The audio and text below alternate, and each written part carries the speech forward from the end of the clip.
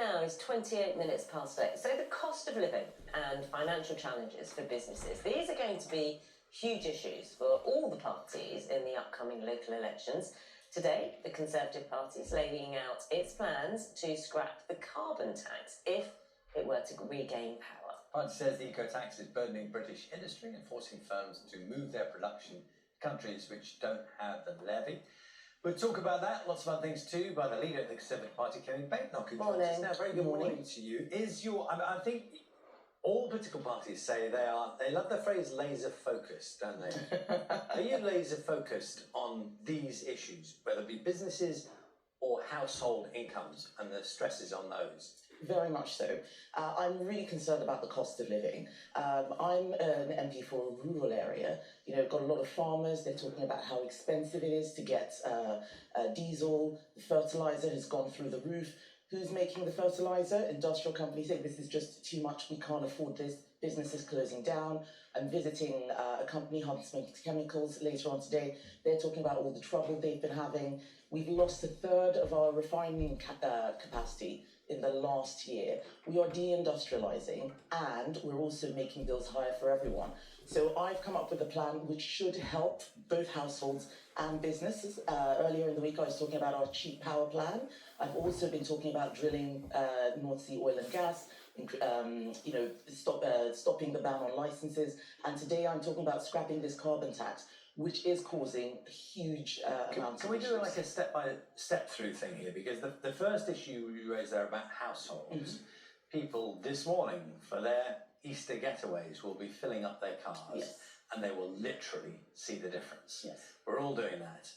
People who are filling up their domestic oil tanks will feel and see the difference. Now, you've criticised the government for not doing anything yet. Can you be absolutely clear that if you were Prime Minister now, what is it that you would be doing that would change those numbers when they're filling up the car? So, I've been talking about household energy bills. On the car, what I would be doing is stopping the fuel duty hike. When Conservatives were in government, we froze fuel duty for 14 years. In fact, in 2022, we cut fuel duty. We don't need to increase fuel duty. What difference would that make tomorrow? Well, right now, we could help people with their household energy bills. So I'm not saying we're going to fix every single thing in every possible way. What I'm saying, here's a plan to bring down costs for everyone. Scrap VAT on household energy bills. That will make a huge difference. That would happen right now. Make sure that we take those levies off, these green taxes. There's a carbon tax on households. Today I'm talking about the carbon taxes on energy-intensive industries. All of those things would make a difference. And this is not just something I'm saying. I have found the money for it. What I do is make sure that we find the savings so that we are able to actually deliver. The worst thing in politics is people who just say things and don't actually know how they're going to make it happen. And the way we're going to do it is by removing a lot of the net zero projects and subsidies, about £4 billion worth, which Ed Miliband has put in. We don't think that those are working or are sustainable. And at the rate we're going, we're not going to have the businesses to tax anyway. So we're not going to get that money which they're taxing on. So going back to my petrol pump, how would you make it happen that the bills next week have not gone up again? So I'm talking about household energy bills and bills on energy and I'm just focusing prices. for a moment on that particular issue. So how would you make it happen, that was your phrase, yes, that it would not be more next week? So what I would not be doing is putting endless taxes. Charlie, I'm being very clear. Today I'm announcing what I'm doing on energy-intensive industries. And I said I would scrap the fuel duty hike that's coming in September. That's what I said I would do. I'm not going to be making a policy on the spot. I can tell people how I will help them.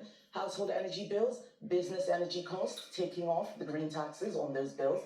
That is what Conservatives would do now. That would make an instant change now. On fuel, it's very hard to make changes there, but the government is making loads of money. The VAT that they're getting on fuel has spiked because the oil price has increased, and they're planning to charge people more fuel duty. They can't afford it. We need to bring down the cost of living. We're worried about inflation. All of the products that people need to buy, consumer products, food, all of these things are impacted by high energy costs. So let's bring down high energy costs for everybody. Is it fair for me to say, because I want to talk about this carbon tax, is it fair for me to say, at this moment, the government has not taken off the table this suspending the rise in fuel duty? there is nothing else that can be done at this moment in time to bring down petrol prices, diesel prices at the pump today. That's fair to say, is it? Well, I don't think so. I think that they should just make it clear. Okay, saying that's that they're not gonna keeping it change under today. review. Today, I'm talking about changing it today. Changing today, they could do something on household energy bills, scrap the VAT. At the pump. I just want to be clear at the pump. At the pump, they could look at what the extra that they're getting in VAT, for example. They could look at that and say, well, we don't need all this because that wasn't part of our projections. Because the price in petrol pumps has gone up quite a lot, the VAT they're getting is a lot more than they'd be expecting. So no, I'm not saying that. I'm saying there are things the government can do. I don't say things unless I have a plan for it. And what I am talking about is household energy bills. And I promise I will come on to but I'm not going to make stuff up. I'm not going to make stuff up on the spot. Okay, let's she put could fuel to scrap one the side. fuel duty hike.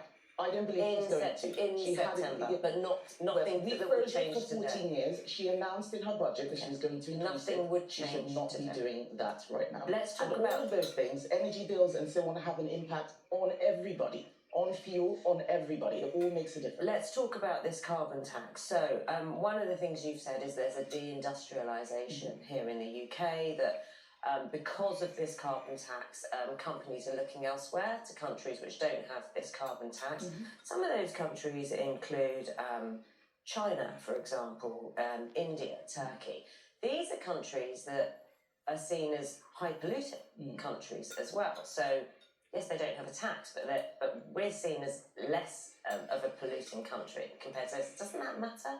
It does matter, but we don't pollute as much as them anyway, irrespective of the carbon tax. What I'm trying to say is that the business is going there. We are now buying electric vehicles and products from countries that are opening a new coal-fired power station every other week while we're killing our own industry. That doesn't make any sense. We should not be closing down businesses here with a carbon tax and then saying we've got to buy products from China. That is not fair on industry here. It's also not fair on consumers here. Because those industries are getting an easier ride, you're saying. They're getting a much easier ride. We are importing from places that are polluting right now. So what we need to do is bring back industry here. Okay, so there are two things. One, would you say we shouldn't be buying from high-polluting countries? This is about what is in the British national interest. Let's get our industry. Whether it's oil refineries or Denby pottery, we are losing everything. Let's focus on what we can produce here at home. And we are creating this problem for ourselves by taxing these companies into oblivion. And so we need to make sure we look after ourselves, keep jobs here, keep taxes here, not tax the businesses to the point where they don't exist and we get zero from the taxes. What is the concrete evidence in terms of numbers? Like for you to be able to say to people who are voting, we've got the upcoming elections, and even though they're local elections, it's still a kind of edict on the party as well. Can you give me a number of like X% of our UK businesses, born and bred businesses, have now left the UK because of the carbon tax? Well, you can look at what the chair of Exxon Mobil said today. That's one company. Yes, that's a huge company. Well, INEOS is the largest chemicals company in the world. Is there Jim a number Ratcliffe has made that very point. £4 billion of taxes is what we're getting. We know for a fact that we have lost a third of our refining capacity. They are going elsewhere. On Monday, I was on an oil rig and I was being told by the apprentices that all of their friends are getting jobs in the Middle East, in the US, in Scandinavia. Our young people are leaving. We are creating... Are they saying that that's because of the carbon tax? They are saying that they're not getting investment, that the jobs are going elsewhere. The businesses are saying it's because of the carbon tax. We need to listen to them. What percentage of businesses have we lost in the UK? Or what percentage of revenue have we lost in the UK because of the carbon tax? Quite a significant amount, and also you can't count the businesses that don't start. We have lost 60% of our chemicals industry. We've lost a third of our refining capacity. These are facts. Even the government does not dispute them. We need to make sure that we do not completely deindustrialise this country. Denby Pottery is closing. You can ask them how much they're losing. Stoke-on-Trent is losing its entire ceramics industry. We can't import everything. We need jobs in this country. We need to bring down the cost of living. If we keep making everything more expensive, it makes food more expensive, it makes the products that everyone buys, everyday essentials. This is a real problem. Local elections just around the corner now. Are you confident that you will win more seats than Reform? I'm not setting targets. I'm fighting for every single seat. Reform can do what it likes. It's winning votes by telling people whatever they want to hear. You can see, as I've been on your show, I'm not just saying things randomly. I think them through. Reform have said they were going to scrap the triple lock. Now they're not scrapping it. They were going to scrap the two-child benefit cap. Now they're not. They're all over the place. I'm not going to try and win by making promises that can't be delivered. Are you feeling confident that you're changing a narrative? Because the Conservative Party has struggled. You're very honest about that. Are you confident that you are turning a corner? I am confident that we're turning a corner, but this is a long game. I want people to see that this is a new Conservative Party under new leadership. We're not the party that people said no to in 2024. We lost a lot of the Conservative base on things like higher taxes on business, which I am addressing now, talking about abolishing business rates, for example, on the high street. But we need people to see what the new suite of policies are and also show that we can be trusted. And the way I show that I can be trusted is by not just saying things without working out how I'm going to do them. In terms of if you were Prime Minister, how would you be dealing with the, I think it's fair, insulting language that's being levied towards the UK by the US President Donald Trump? How would you be dealing with that?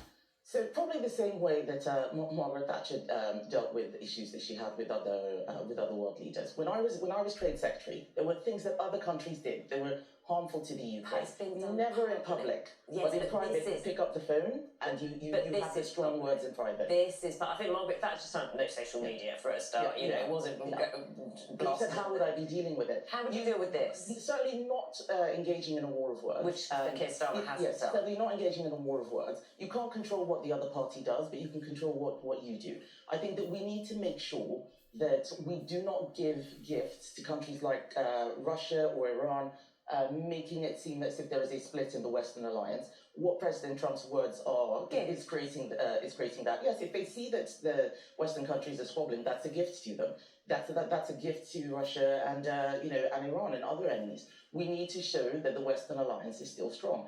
And when there are comments about Donald Trump's not enforcing that, is that's true, but I'm not the leader of the opposition in the US. I can't hold Donald Trump to account. I can disagree with him. When he says things that I agree with, I say, yes, I agree with that. If he says things that I disagree with, I say, I disagree with that. And I certainly disagree with anything that looks like it's undermining NATO. Would you commit to British forces, and it would be naval forces presumably, being used in the Straits of Hormuz?